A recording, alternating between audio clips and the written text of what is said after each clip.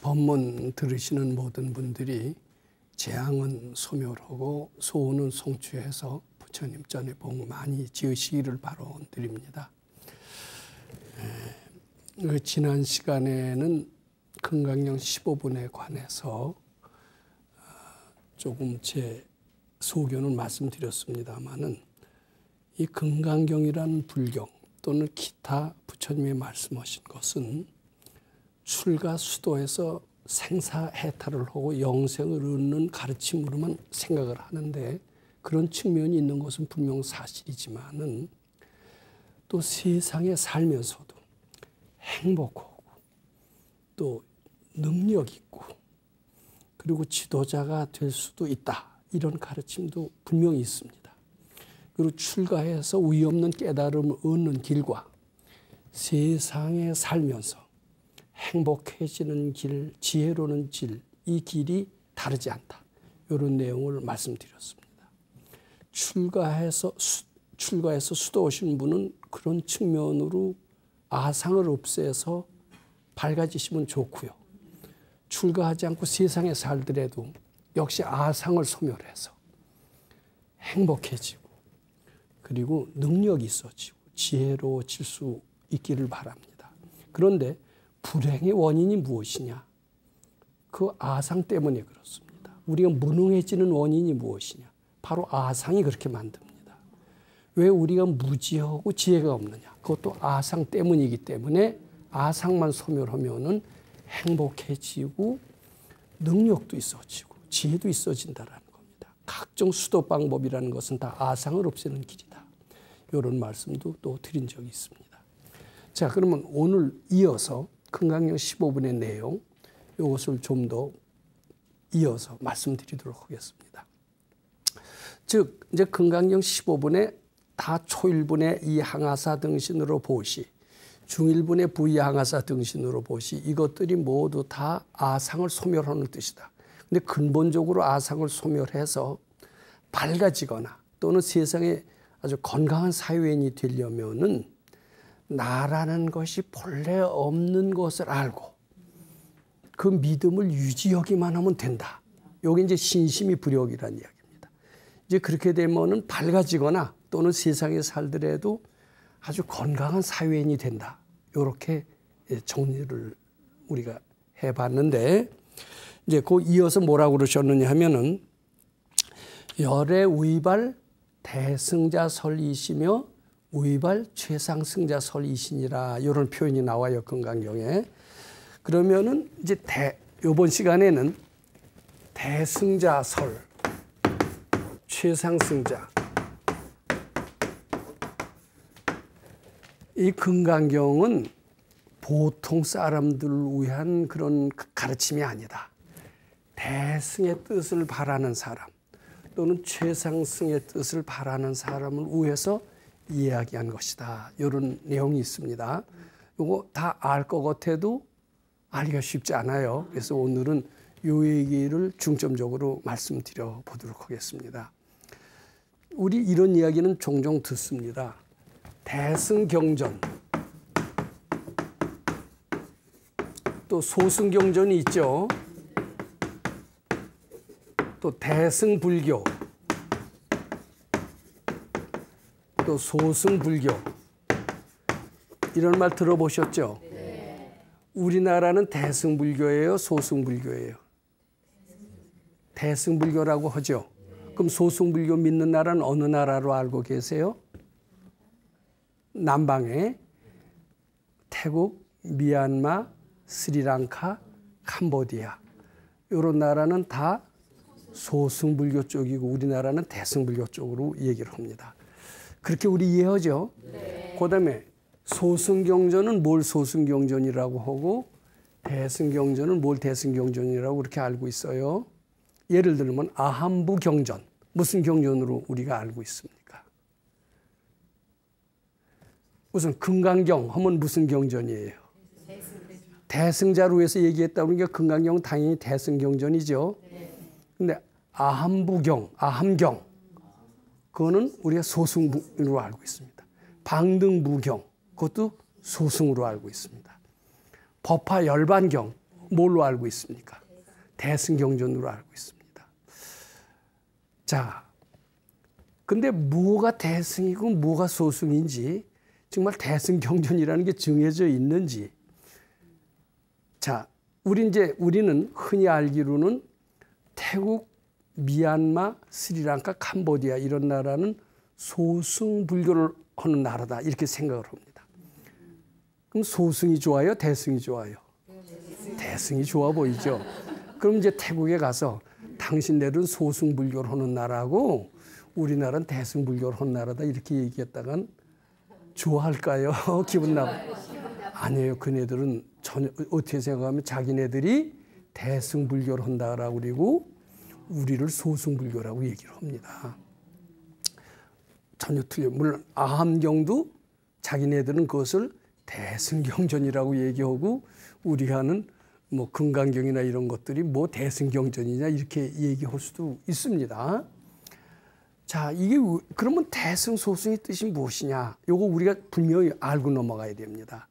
이게 제 얘기가 아니라 원효 스님의 말씀을 제가 빌어서 말씀드릴게요. 이 대승인이 소승인이 하는 것, 대승인 이런 것들은 요 경전 앞에다 붙이는 것은 맞지 않습니다. 소승 경전이라는 말도 없고요. 대승 불교도 없고 소승 불교도 없어요. 요 대승인이 소승은 사람한테만 쓰는 거래요. 대승적인 사람, 소승적인 사람은 있어도 대승 경전은 없어요. 아함경 같은 거 우리 소승 경전이라고 그러죠. 근데 그것도 대승인이 읽으면 대승 경전으로도 또 통할 수가 있어요. 근데 우리 금강경 같은 것도 소승인이 읽으면은 그건 소승 경전으로 둔갑하는 거예요. 그러니까 소승인이 대승인이 하는 것은 어떤 물질이나 사물에 있지 않습니다. 사람한테만 있다. 사람한테만 쓰는 표현이 대승이고 소승이고 이렇게 해야 된다. 그것을 분명히 아세요. 사람이 창조주죠. 네. 산천초목은 피조물이죠. 네. 산천초목한테 대승소승자 붙일 수 있어요? 없어요? 안 돼요. 사람한테만 붙일 수 있는 거나 똑같습니다. 사람만이 유일한 창조주이기 때문에 사람 이외에 다른 것에다 뭐 붙여서는 안 된다. 일단 이렇게 하셔야 됩니다. 이건 뭐 제 얘기가 아니라 굉장히 중요해요. 이렇게 이해하면서 경전을 보면은 부처님 말씀이 좀 더 이해가 잘 된다. 이렇게 말씀드리고자 합니다. 자, 그러면은 소승인은 어떤 분이고 대승인은 어떤 분인가? 이것을 우리가 좀 알고 넘어갈 필요가 있습니다. 계율, 이제 출가해서 승려가 되면은 비구는 250가지 규칙을 지켜야 됩니다. 250가지의 계율을 받습니다. 이제 비구니는 더 지켜야 될 게 많아요. 300 몇십 개를 받아야 된다고 그래요. 그리고 스님들은 계율을 생명처럼 알라고 그렇게 되어 있습니다. 특히 이제 부처님이 가장 돌아가실 때 마지막으로 하신 그 말씀, 그것을 담아놓은 경전을 불유교경, 마지막으로 해놓은 유언 비슷하게 해놓은 그 경전이 불유교경인데 유교경에 이제 제자가 질문합니다. 부처님이 돌아가셨을 때 누구를 의지하면서 살아야 됩니까? 이렇게 물으니까 불유교경에 계율을 스승으로 삼고 계율을 의지해서 살아라 이런 표현이 나옵니다. 계율을 잘 지켜야 진정한 내 제자니라 이런 뜻이 되는 겁니다. 그래서 이 계율을 보통 스님들이라면 생명과도 똑같이 지킵니다. 파계승보다 더 추한 명칭이 있을까요? 없을까요? 한국에서도 파계승 하면은 잘 안 알아줍니다. 특히 대만 같은 데서는 더더욱 심하다고 그럽니다. 자, 그런데 제가 이런 옛날 이야기부터 시작을 하겠습니다. 실제로 부처님 당시에 있었던 이야기입니다. 어떤 두 비구가 있었어요. 두 비구가 사람들하고 여럿 있는 데서 공부하기가 조금 싫어서 어떤 산 속에 들어가서 굴 속에서 조용히 수도를 하고 있었대요. 물론 기율을 철저히 지켰죠. 그런데 한 비구가 외출 나가세요. 탁발을 하러 나갔겠죠. 한 비구가 동굴을 지키고 있습니다. 근데 이 탁발 나간 친구의 비구의 누이 동생이 찾아왔어요. 음식을 찾아갖고 와서 이제 이렇게 자기 오라버니인 비구한테 공양하려고 찾아왔어요.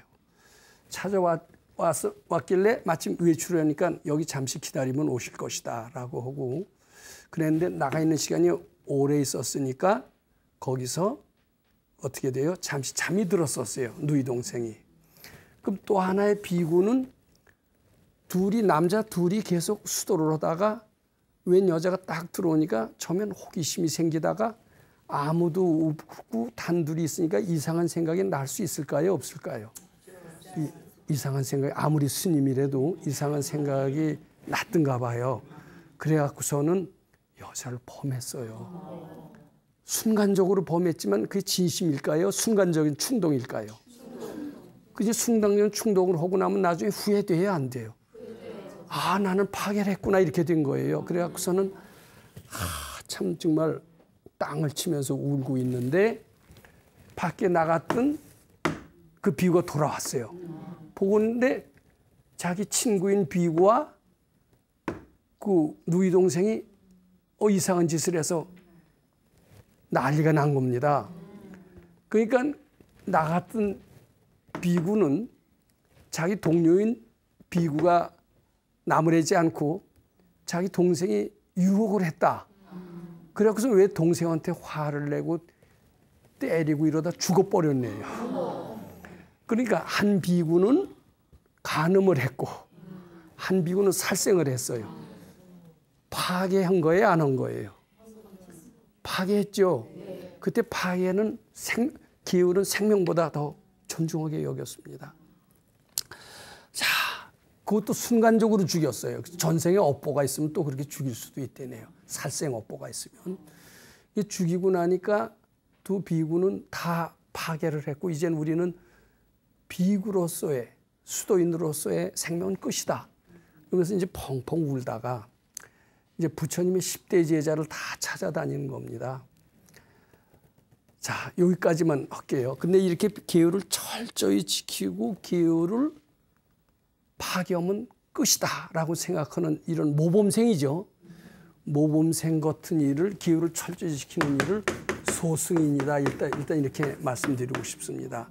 근데 이런 소승인은 모범적이고 계율을 어기는 짓을 절대 안 해요. 왜냐하면 계율 파괴했다가는 자기는 끝으로 하니까. 그래서 이 두 비구는 자살을 할까 하다가 자살하기는 조금 이르다 이래갖고선 부처님의 10대 제자를 다 찾아다니는 겁니다. 아, 우리의 죄를 용서받을 수 있겠습니까? 근데 그 당시만 하더라도 부처님께서 금강경을 설하시기 전이었나 봐요. 금강경만 설하셨다 하더라도 이 죄에서 벗어나는 길을 가르쳐 주셨음직한데 그때는 계율을 어기는 자는 성불할 수 없느니라 이렇게 아주 엄한 즉 소승경전만 설하셨을 때였기 때문에 이 두 비구가 어딜 다 10대 제자한테 찾아다니면서 다 얘기를 했어도 도대체 하나도 구제할 길을 일러주지 않더랍니다. 그래서 이제 마지막으로 자살을 하려고 그럽니다. 그럴까요? 안 그럴까요? 자살할 수밖에 없죠.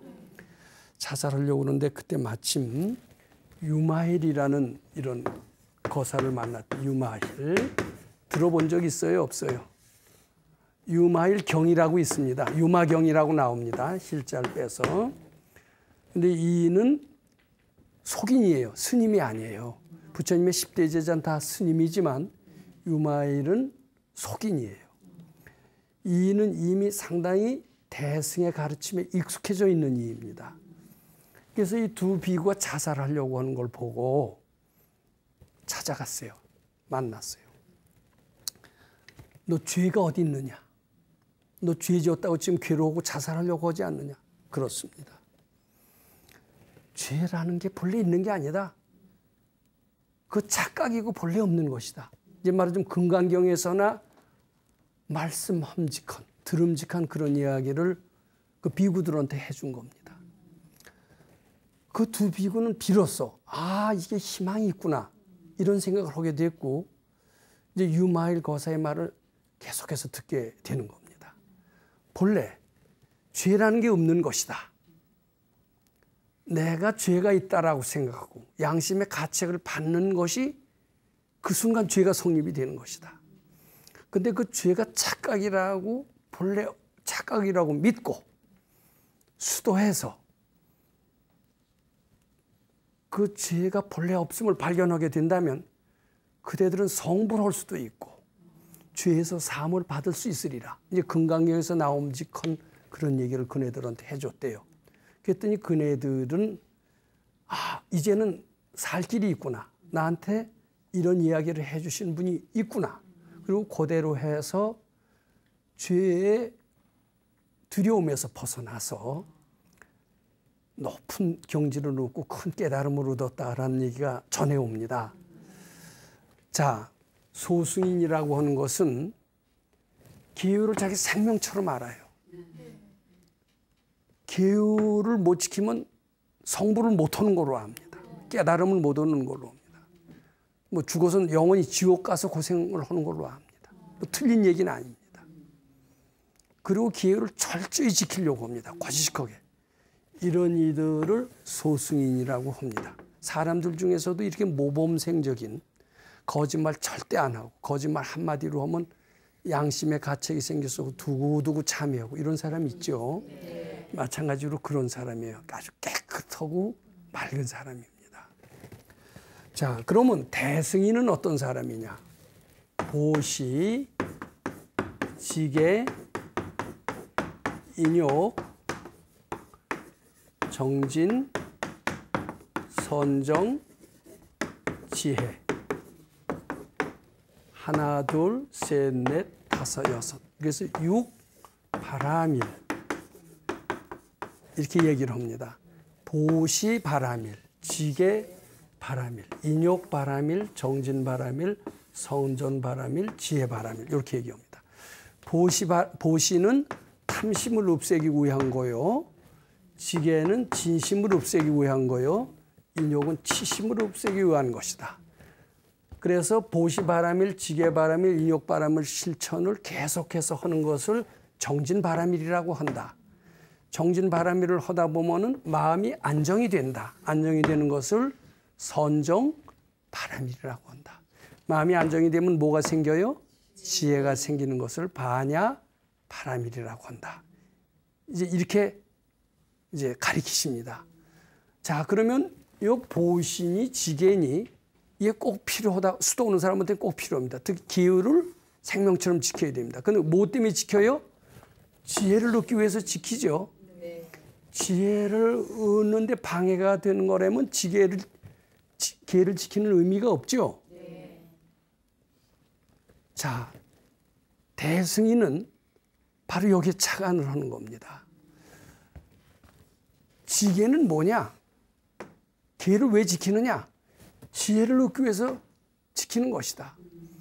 근데 파괴했다고 해서 자살하게 되면 지혜 얻을 수 있어요, 없어요? 없어요. 지혜라는 게 뭐냐면 나 죄 지었다 이 생각이에요. 그걸 마음속에서 그리면은 벌 받게 돼 있어요.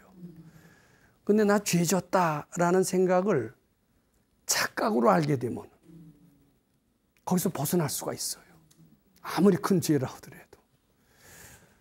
자, 대승인은 뭘 배운 게 대승이냐면 자기 분별심이라는 게 자기 죄 지었다라는 생각이 착각이고 본래 없다라는 공의 진리를 아는 사람이 대승인입니다.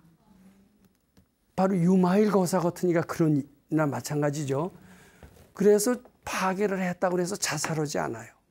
보시를 못하고 인욕을 못했다고 해서 자살하거나 실망하지 않아요. 그 잘못할 수도 있다. 사람이니까 실수할 수도 있다.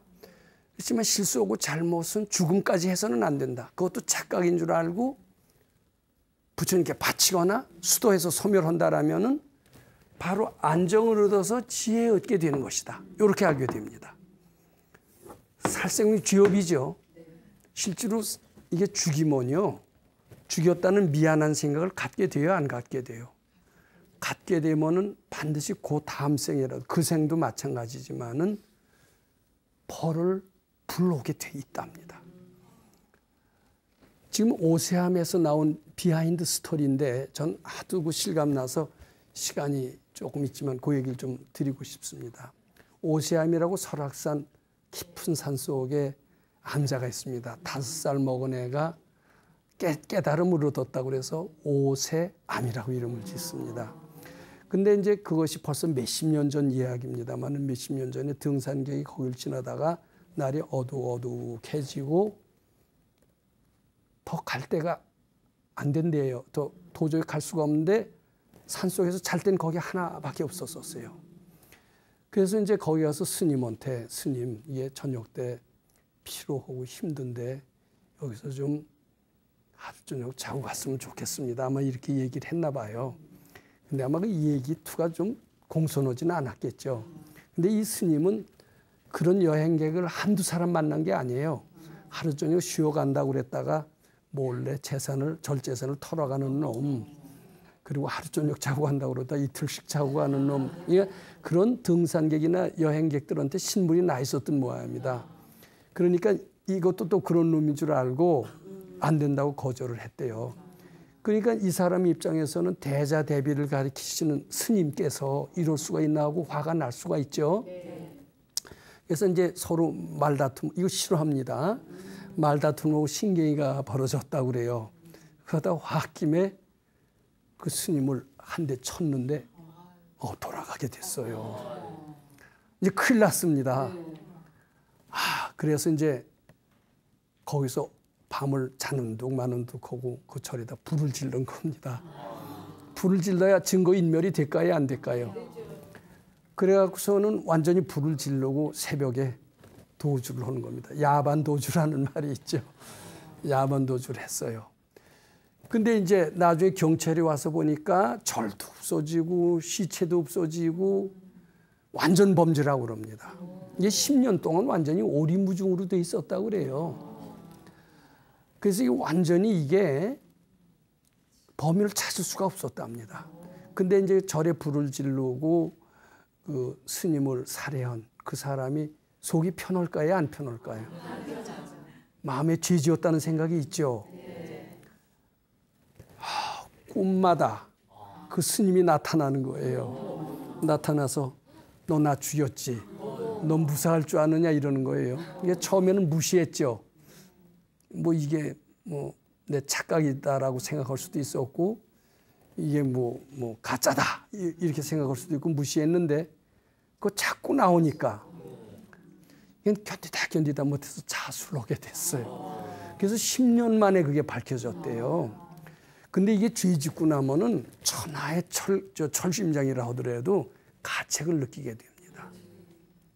가책을 느끼게 되면 반드시 금생이 아니라도 내생에 그걸 마음속에 깊이 새겨지기 때문에 잠재의식에 새겨져서 그 잠재의식이 벌을 불러와요. 또 그 사람을 만나서 그 사람을 어떤 식으로 만나냐면 부자지간으로 돼서 만나든가 부부지간으로 돼서 만나든가 자기 죄 지었다는 생각이 끌어 들어오는 거예요. 그리고 계속 고통을 받게 됩니다. 자, 지금 주위에서 괴롭힘을 당하는 그런 일이 있어요, 없어요? 있죠. 있어요, 다. 특히 누가 가장 많이 괴롭혀요? 가장 가까운 사람, 가족이 많이 괴롭힙니다. 부부, 부자, 형제. 왜냐하면 헤어질 수 없죠. 헤어질 수 없으니까 괴롭히기 딱 좋죠.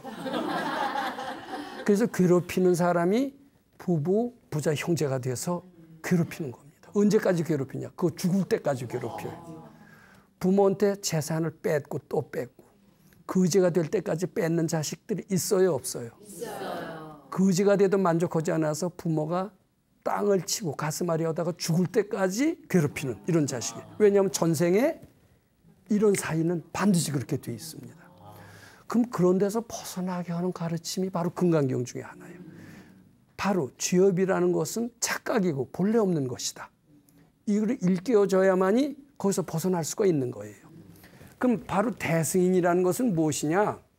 이 계를 꼭 지키라고 하는 것은 내생이라도 고통을 안 받는데 매우 필요한 겁니다. 죄 지었다는 생각을 갖지 않게 하기 위해서는 어떻게 돼요? 죄를 짓지 말아야 되겠죠. 죄 짓지 말아라. 이게 계율이에요. 근데 죄 지어도 그것이 없는 줄 알고 바쳐라. 여기까지는 안 가르쳐줘요. 그것이 전부라고 믿고 있는 이러고 기율을 못 지키면 끝이다라고 생각하는 게 소승인인데 대승인은 조금 더 지혜로워져서 대승적인 가르침을 받았어요. 죄라는 것은 착각이고 본래 없는 것이다.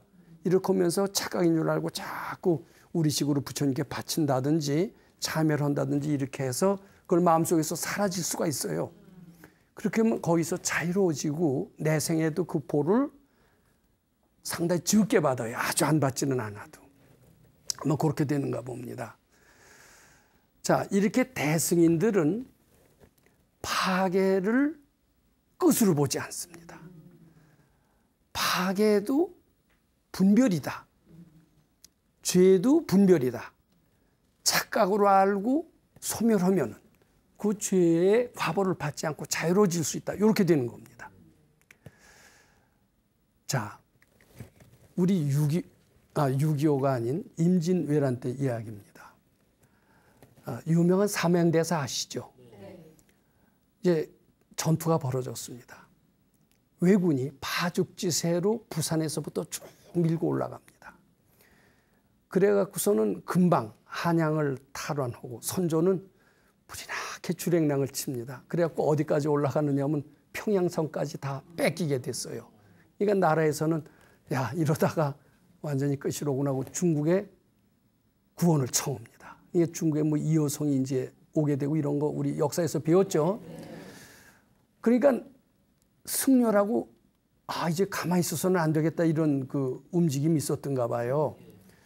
아마 세계 불교사 중에서 승려가 전쟁에 참여했던 적이 아마 있었을까 할 정도로 그때 처음으로 서산대사가 제자인 사명대사한테 명을 내립니다. 승군을 이끌고 적의 왜군을 막아라 이런 지령을 말씀을 하세요. 현재 사명대사가 승려를 모집합니다. 그때 한 2,000명 모았다고 그래요.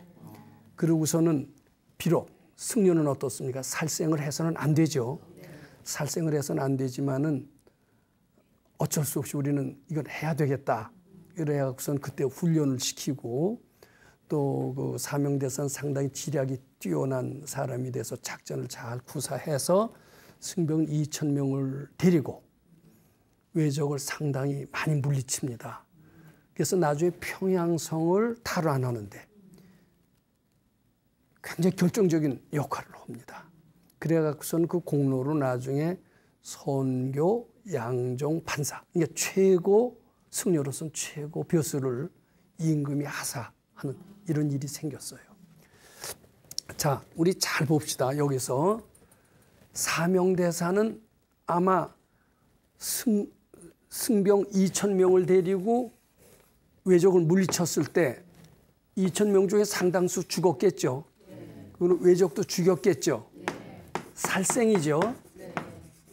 살생을 했다라면은 죄지었다는 생각을 가질 수 있어요, 없어요? 승려로서 이래서 되느냐 안 되느냐 가책이 있을 수 있죠. 그 가책을 가지고 있었다면은 이는 아마 승려로서도 순탄한 길을 금생에 받을 수도 없었을 뿐만 아니라 내생에도 악도에 떨어질 공사는 굉장히 많습니다. 그런데 이는 아마 대승의 가르침을 받았던가 봐요. 살생의 죄업이라는 것은 본래 살생했다는 생각, 이것은 분별심은 착각이고 본래 없는 것이다라는 건강경적인 가르침을 전 받았다고 생각을 합니다.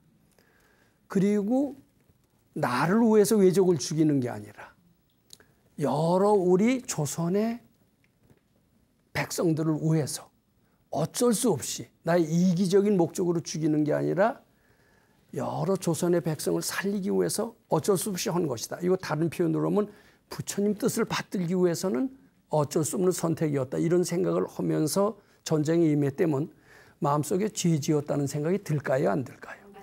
안 들어요. 근데 자기 이기적인 목적으로 죽였다 그러면 미안하고 죄 지었다는 생각이 들죠. 근데 이기적인 목적이 아니라 여러 사람을 살리기 위해서 죄 지었다라는 여러 사람을 살리기 위해서 또는 좋게 말해서 부처님 뜻을 잘 받들기 위해서 했다라고 한다면 마음에 떳떳해서 죄라는 생각이 안 들죠. 그래서 그이는 마음속에 죄를 그리지도 않았고 그 과거에서도 자유로워졌고 떳떳해졌고 그 결과로 악도에 떨어지는 것이 아니라 나라로부터 큰 벼슬까지 받았다. 이렇게 해석할 수가 있습니다. 자, 이게 소승인 같은 데서도 계율을 철저히 지키고 계율을 지키지 못할 경우에는 차라리 목숨을 끊어서라도 계율을 보존하려고 하는 분들이 있습니다. 이분들도 대단히 훌륭해요, 안 훌륭해요?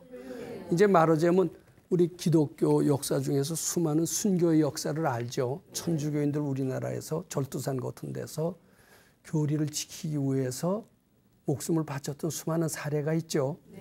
그것은 말하자면 그 가르침을 잘 보존하기 위해서 자기 생명이라도 죽이는 이런 대단한 분으로 해서 천주교나 이런 이들은 그 일을 성인으로 치더라고요. 근데 성인이지만 우리가 보기에는 그것은 소승인이다. 우리는 이렇게 보는 겁니다. 소승이 물론 나쁜 거 아닙니다. 대단하고 훌륭하고 보통 사람들은 못해요. 근데 대승인이라면은 계율에 그렇게 집착하지 않습니다. 계율을 지키는 이유는 뭡니까? 지혜로워지기 위해서, 즉 영원한 진리를 깨닫기 위해서 계율이 필요한 겁니다. 근데 계율을 지키려고 하는 나머지 생명까지 잃어버린다면 영원의 진리를 깨닫는데 도달하게 될까요? 못하게 될까요? 생명을 끊는다는 것은 영원한 진리에 도달하지 못하게 됩니다. 그리고 부처님의 참 뜻을 헤아리지 못하게 된다. 이렇게 나는 생각을 해서 그 사람이 비록 성자고 훌륭하지만 계율을 잘 지키고 순교자가 돼서 존경을 받지만은 그 예수님의 참 뜻은 그것이 아닐 것이다. 이렇게 생각을 합니다. 마찬가지로 사명대사 같은 분도 살생을 하는 것은 부처님의 뜻에 어긋나는 것이다라고 하면서 외적을 물리치는데 주저했다라고 칩시다. 내가 죽으면 죽을지언정 어떻게 남을 죽이느냐 이럴 수 있어요, 없어요? 그러면서 가만히 있다라면은 그것은 비록 성자라는 소리는 들을 수가 있어도 국가를 살리고 모든 백성들을 편안하게 해주는 여기까지는 미쳐요, 못 미쳐요? 개인이 계율을 철저히 지킴으로써 존경받는 성자가 되는 길을 택할 것이냐, 또는 여러 사람을 살리는 지혜로운 길을 택할 것이냐, 어느 것이 더 우리가 상식적으로 보더라도 더 바람직한 불자의 자세냐, 어떻게 생각을 합니까? 사명대사 같은 길이 더 진짜 불자다운 자세다. 이렇게 생각할 수가 있습니다. 그래서 나는 이런 사명대사 같은 이는 대승인의 한 표본으로 보고 싶습니다. 소승인도 보통 세상에서 말하는 성자다. 특히 기독교나 가톨릭에서 말하는 성자는 목숨을 바치는 성자들이 꽤 있어요. 이거 대단히 훌륭하지만은 과연 예수님의 참뜻이 그것일까? 그거보다도 더 진정한 예수의 뜻, 부처님의 뜻은 없을까? 이렇게 알아서 그것을 더 큰 뜻을 헤아리는 것이 더 대승적인 성자다. 이렇게 말씀드리고자 합니다. 자, 그런데 이제 최상승이라는 게 있어요. 최상승. 즉, 이 소승은 자기밖에 없어요. 자기만 죽이면, 자기를 죽이는 살신성의만 하면 그 최고의 선으로 압니다. 근데 대승인은 자기 죽이는 것으로서는 최고의 선을 이룩하지 못한다. 여러 사람을 우연한 길, 부처님 뜻을 받든 길을 해야만이 그것이 최고의 선이다. 최고의 선, 이 선입니다. 이렇게 해서 여러 사람을 살리는 그 길을 택하는 것을 대승이다. 왜냐하면 이 대승인은 자타가 불입니다. 자타. 자기와 남과 둘이 아닌 것을 아는 사람입니다. 상당히 지혜로운 사람이죠. 그럼 최상승은 어떤 사람이냐? 최상승자 설 이런 표현이 나옵니다. 최상승이라는 표현은 아까도 얘기했지만 어떤 가르침이나 경전에 있지 않고 사람에 있습니다. 최상승을 바란 사람은 어떤 사람이냐? 자, 이거 참 최상승을 바란 사람은 어떤 사람인지 알기가 쉽지 않습니다. 근데 이제 이런 얘기를 전 비유로 말씀드리고 싶습니다. 이건 제 생각입니다. 어디서 어떤 훌륭한 스님한테서 제가 들은 얘기를 전하는 게 아닙니다. 그 손자병법이 이런 얘기가 있어요. 손자병법. 지피지기는 백전백승. 지피지기가 되려면 상당히 지혜로워져야 되겠죠. 네. 그럼 100번 싸워서 100번 다 이긴다는 거예요. 그런데 100번 싸워서 100번 다 이기는 건 지혜로워지는 거고, 지혜로워지는 것은 말하자면 대승이나 똑같습니다. 그래서 지피지기는 말하자면 대승자한테서 가능합니다. 대승자는 반드시 백전백승으로 합니다. 말하자면 이순신 장군 같은 이는 대승의 뜻을 바라고 지혜가 있고, 지혜가 있어서 백전백승했어요. 사명대사도 하는 것마다 다 됐습니다. 외적을 물리쳤고, 나중에 일본에 가서 가토 기요마사하고談판을 해서 많은 귀무덤 이런 것들을 다 데리고 왔습니다. 하는 일마다 다 잘 이루고 승리를 했습니다. 그리고 계율을 뛰어넘어서 부처님 뜻을 더 잘 받들었습니다. 나는 살생을 해서는 안 된다. 이런 파괴는 내 생명보다 더 소중하다. 이것도 물론 훌륭하지만 그걸 한층 더 뛰어넘어서 부처님을 기쁘게 해드리고 여러 사람을 살리는 길이 무엇인가라는 지혜로운 길을 택해서 여러 사람을 살렸습니다. 자, 그래서 사명대사를 대승자라고 그랬습니다. 근데 손자병법에 이런 얘기가 있어요. 싸우지 않고 이기는 사람이 가장 지혜로운 사람이다. 이런 얘기가 있어요. 100번 싸워서 100번 이기는 사람도 지혜로운 사람이죠. 근데 싸우지 않고 이기는 방법이 있다면 어떤 것이 더 지혜로운 사람일까요? 싸우지 않고 이기는 사람이 더 지혜로운 사람이죠. 난 100번 싸워서 100번 다 이기는 지혜로운 사람을 대승자라고 비유하고 싶습니다. 이건 제가 하는 겁니다. 근데 싸우지 않고 이기는 사람을 최상승자라고 얘기하고 싶습니다. 근데 어떤 사람이 과연 싸우지 않고 이기는 사람일까? 우리 이거 알 수 있어요? 없어요? 알 수 없죠. 제갈량 우리 많이 들었죠? 네. 제갈량은 아마 대승자에 속할 겁니다. 우리 저 초한지에 나오는 장량, 장자방 그것도 또 대승자에 속할 겁니다. 근데 싸우지 않고 이기는 사람이 누구냐? 그런 사람도 있는 것 같아요. 이거는 아주 알기 어려운 이야기인데 정말 최상승자는 어떻게 되느냐 하면은 이제 전쟁이 났어요. 외적이 쳐들어왔어요. 그럼 이제 사명대사 같은 이는 어떻게 합니까? 우리 승려라고 해서 가만히 있을 수가 없다. 모든 승병을 다 동원해서 머리가 또 뛰어나요. 작전을 세워서 백전백승으로 나갑니다. 이것도 대단히 훌륭해요. 이걸 대승자라고 내 이름을 붙였습니다. 대승자라고 이름 붙여도 됩니다. 또는 기후를 나는 파괴하기 싫다고 그래서 내가 죽으면 지옥을 정정 상대를 죽일 수는 없다. 이렇게 하는 것도 훌륭하죠. 그걸 우리가 난 소승자라고 이름 붙이고 싶습니다. 여러 사람을 위하고 이것이 진짜 부처님 뜻을 받던 것이다. 이게 대승자. 최상승자는 뭐냐 하면은 나가서 싸우지도 않습니다. 근데 속으로 전투가 이겼으면 하는 생각은 있죠. 네. 전투가 져서는 안 된다. 져서는 안 된다는 생각이 분별심으로 올라가도 자꾸 부처님께 바쳐요. 바치면은 어떻게 하면 이기는 방법이 알아지나 봐요. 부처님이 해답을 일러주는데 일러줘도 야 나가서 이제 승병을 동원해서 어떻게 해요? 싸워라 이런 해답이 나왔다면 그거 할 수 있어요? 없어요? 안 되죠. 근데 그것도 또 자꾸 바치는 겁니다. 바치고 열어보면은 가만히 있어도 즉 기도만 해도 사명대사로 하여금 승병을 모집하게 하고 이순신으로 하여금 외적을 물리치게 하고 그래서 저절로 이기게 만드는 겁니다. 그건 뭐 어때요? 싸우지 않고 이기는 겁니다. 자, 진묵스님이라고 하는 분이 있었습니다. 얘기 들어봤어요? 안 들어봤어요? 진묵스님의 오도송이 있어요.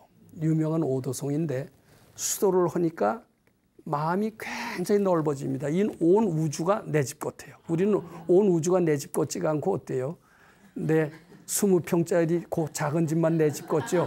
밖에 나가면은 야, 이건 네 집 아니니까 들어오지 마라 이렇게 해서 우리 나가는 게 지극히 제한되죠.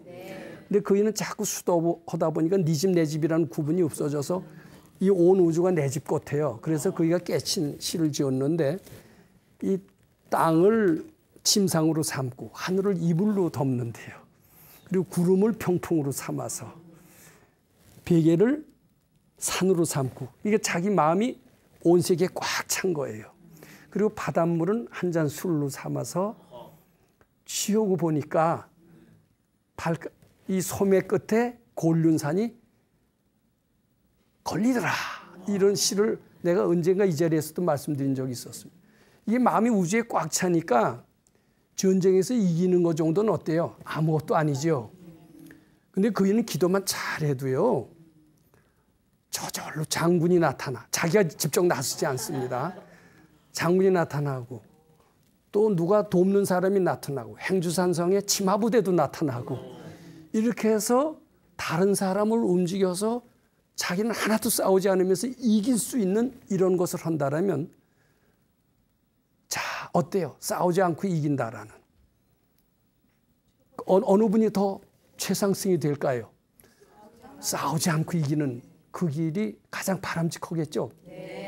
계율도 잘 지켜가면서 나는 그 비유를 그렇게 드리고 싶습니다. 그래서 소승인도 훌륭하지만은 이게 금강경 같은 것은 소승인을 위한 가르침이 아니라는 겁니다. 소승인은 어때요?